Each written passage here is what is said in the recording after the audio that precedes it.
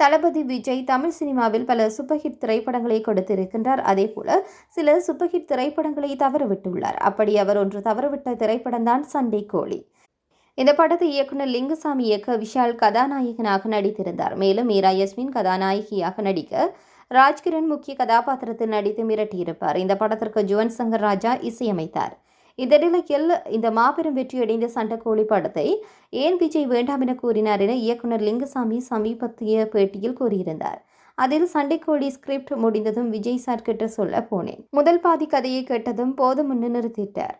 முழுசாக கேட்டுருங்கண்ணா என கூறினேன். ராஜ்கிரண் மாதிரி ஒருத்தர் உள்ளே இந்த படத்தில் வந்த பிறகு எனக்கு இதுல என்னென்ன வேலை இருக்கு என்று சொல்லிட்டார். அடுத்து சூர்யா கிட்ட போனேன், அதுவும் நடக்கல. நம்ம கிட்ட ஒருத்தன் இருக்கும் போது ஏன் வெளியில் தேடணும் என்று அதை விஷாலுக்கு பண்ணினேன் என லிங்குசாமி கூறியிருக்கின்றார்.